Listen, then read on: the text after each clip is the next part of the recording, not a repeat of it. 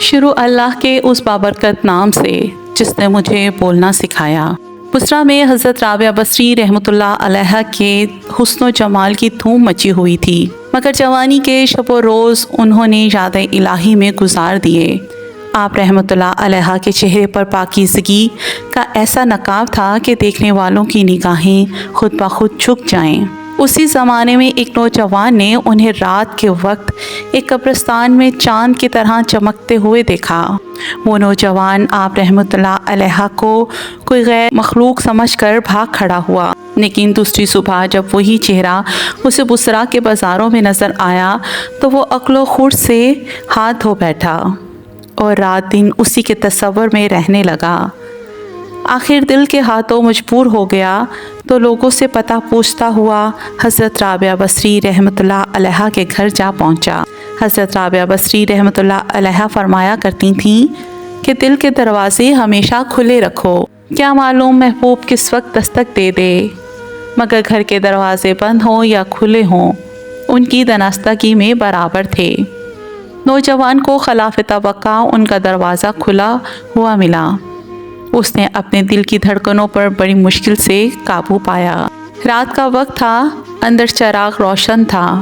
یہ سوچ کر وہ نوجوان بے باکی سے اندر داخل ہو گیا کہ حال دل سنانے میں کیا حرج ہے، زیادہ سے زیادہ انکار ہی تو ہوگا۔ واپسی کا دروازہ بہرحال کھلا ہوا ہے، لیکن جب وہ اندر جا پہنچا تو وہاں کوئی نہیں تھا۔ البتہ چھت سے ایسی پرسوس آواز آ رہی تھی جیسے کوئی زہریلا بھجن کا رونا رو رہا ہو۔ نوجوان تیزی سے سیڑھیاں چڑھتا گیا۔ حضرت رابعہ بصری رحمۃ اللہ علیہ عشاء کی نماز سے فارغ ہو کر ثنا خوانی کر رہی تھیں۔ پروردگار، سارے ستارے روشن ہو گئے، لوگ سب سو گئے، بادشاہوں نے دروازے بند کر لیے، ہر محبوب اپنے محبوب سے محو راز و نیاز ہے اور میں تیرے سامنے کھڑی ہوں۔ نوجوان پر سکتہ طاری ہو گیا۔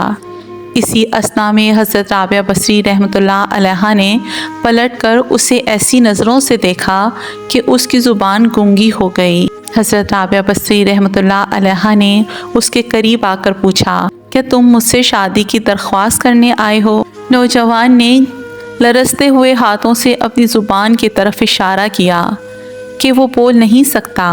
حضرت رابعہ بصری رحمۃ اللہ علیہ نے فرمایا، اس سے پہلے کہ زبان کی طرح تیرا دل بھی چپ ہو جائے تو جس رستے سے آیا ہے اسی رستے سے لوٹ جا۔ نوجوان صرف آنکھوں سے التجا کر سکتا تھا، نیک خاتون، میری گویا مجھے واپس دے دے، میں تیرے رتبے سے واقف نہیں تھا، مجھ سے غلطی ہو گئی، مجھے معاف کر دے۔ لا علمی ہمیشہ قابل معافی ہوتی ہے۔ اس کے خاموش آنسوؤں کے جواب میں حضرت رابعہ بصری رحمۃ اللہ علیہ نے فرمایا، نوجوان، تو نے اگر مجھ سے کوئی زیادتی کی ہوتی تو میں یقیناً تجھے معاف کر دیتی۔ میں نے خود کو بہت پہلے اپنے اللہ تعالیٰ کے حوالے کر دیا تھا۔ اب یہ معاملہ تمہارے اور اللہ کے درمیان ہے۔ معافی مانگنا ہے تو اس سے مانگ، تو صدقے دل سے توبہ کرنے کا ارادہ کرے تو شاید تیری توبہ کی خاطر تیری زبان کھول دی جائے۔ یہ فرما کر وہ نماز کے لیے کھڑی ہو گئیں۔ نوجوان بھی بے اختیار سجدے میں گر گیا اور رو رہا تھا۔ نامعلوم کب تک روتا رہا۔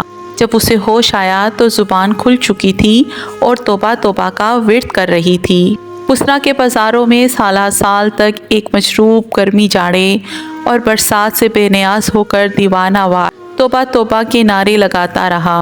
اس کے نعروں سے بصرہ کی راتیں گونج اٹھتی تھیں اور بچے سہم کے ماؤں کے سینوں میں دھپ جاتے تھے۔ آخر ایک دن وہ مجروب اچانک کہیں غائب ہو گیا اور پھر اس کا کہیں کوئی پتہ نہ چلا۔ وہ مجروب وہی مذکورہ نوجوان تھا جو حضرت رابعہ بصری رحمۃ اللہ علیہ کی بدولت دربار خداوندی میں مغروب ٹھہرا تھا۔ شاعر نے بھی کیا خوب لکھا ہے کہ نگاہ ولی نے وہ تاثیر دیکھی، نگاہ ولی نے وہ تاثیر دیکھی، بدلتی ہزاروں کی تقدیر دیکھی۔ سعدیہ عاطف کو دیں اجازت، اس امید کے ساتھ کہ آئندہ ایک اور ویڈیو لے کر آپ کی خدمت میں حاضر ہوں گی۔ تب تک کے لیے خدا حافظ۔